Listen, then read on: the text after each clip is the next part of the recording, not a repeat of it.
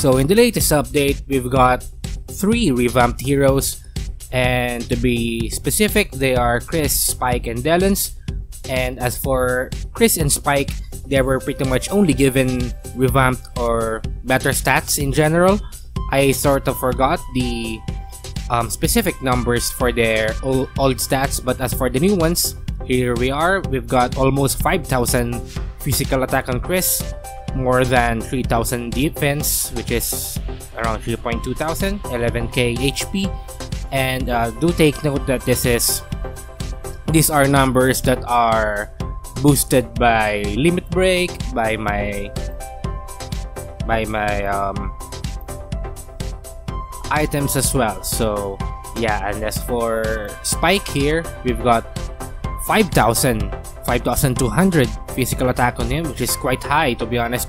One of the highest currently in the game, I think. And as for the defense, 3,300, and HP almost reaching 17,000.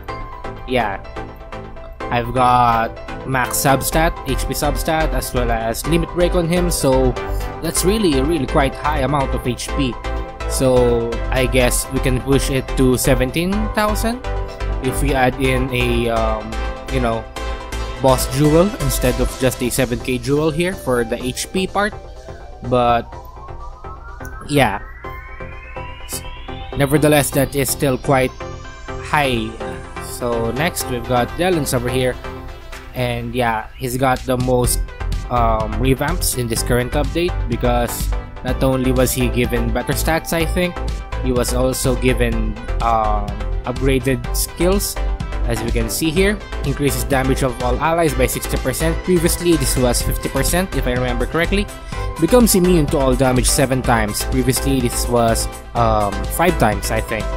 Protects all allies from damage reflection, and another addition to his passive increases the buff resist rate by 50%. So this alone makes him viable to replace Theo as the backline, because one of the major reasons why Theo even became meta again is because when he is in zombie mode, he is resistant or immune to all debuffs.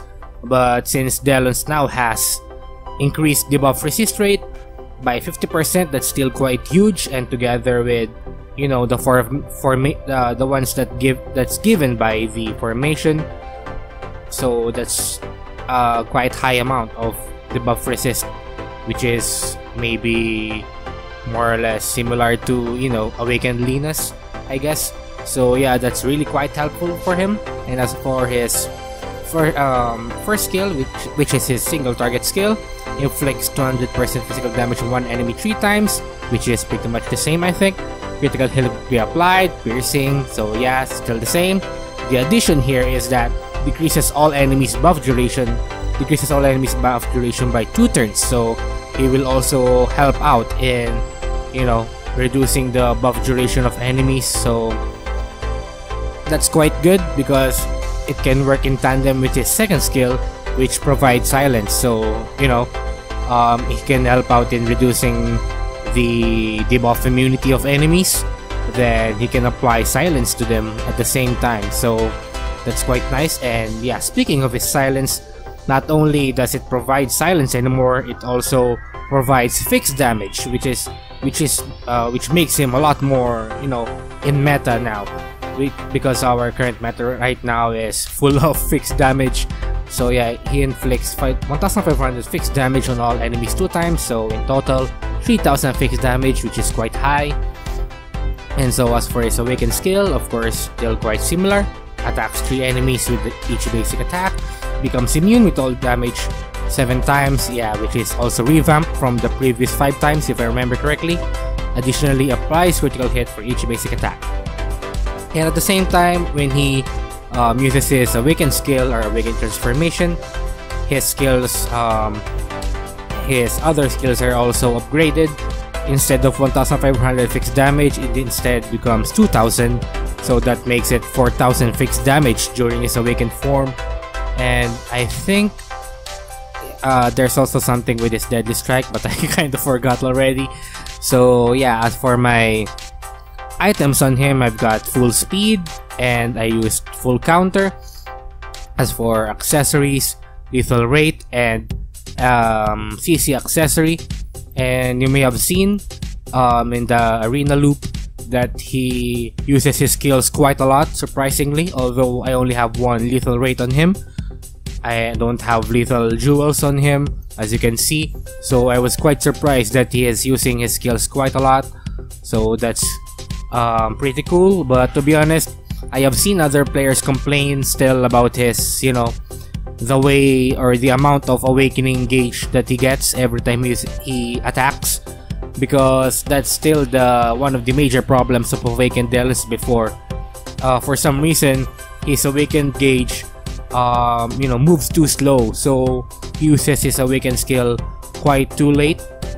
But in my particular case, in the arena loop, that didn't happen much to me, so that's great. So yeah, another problem with him, of course, is, you know, his awakened skill pretty much uses up one skill that could probably be used for other purposes. Maybe another unit that could use buff turn reduce instead of him using his awakened skill and all of that.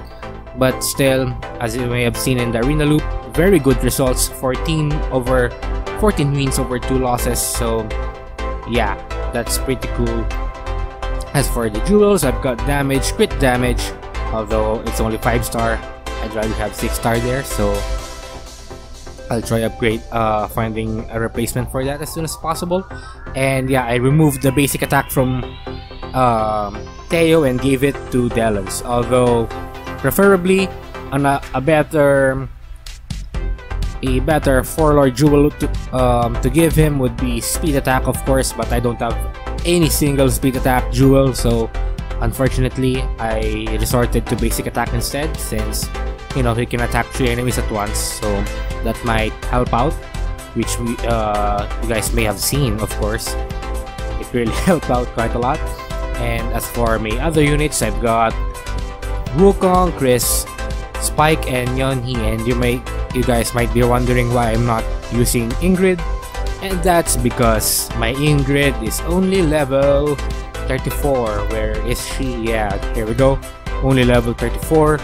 So I opted to use Yeonhee instead, because Yeonhee can pretty much do the basic things that Ingrid can do as well, you know, such as applying fixed damage with her Eternal Sleep of Annihilation, and at the same time inflicts burns. So at the same time, she reduces the enemy's, you know, defense, so that's still quite helpful. And at the same time, she also reduces the enemy's buff duration, which are all the things that Ingrid can do. Although of course Ingrid can do more, but unfortunately she can't survive for quite long because I don't have her highly transcended, so I opted to use Yeonhee. And yeah, as you guys may have seen, the results are quite great. So as for my pet, we've got a 5-star Kree over here. I still don't have a 6-star version, sadly, but I'll get to that soon enough. As for my formation, I am of course using 1-4 defensive formation, and as for the additional buff that I have used, I made use of increased debuff resist rate for frontline allies, so as to, you know, the other units can keep up with Dellons' debuff resist rate, and at the same time you won't be needing much, you know, chances of applying debuff, because to be honest, I'd rather have increased debuff resist rate for Wukong, because usually it's Wukong and his clones that is being left behind, so that additional debuff resist rate is quite helpful. And yeah, it has been, you know, proven and tested, as you may have seen in my arena loop. Although yeah, I guess I'm not quite in the higher tiers, I'm only in the around 4-3 to 4-5 tier, and I guess you could consider players that are at least 4-6 and above to have more credibility, more than me. But nevertheless, I'm still quite satisfied with the results of this one. Hopefully this will help me out in reaching 4-6 and maybe much further than that. So yeah, so in general, the arena loop or the test was quite a success. I guess others would still opt to use Ingrid instead of Yonhee over here.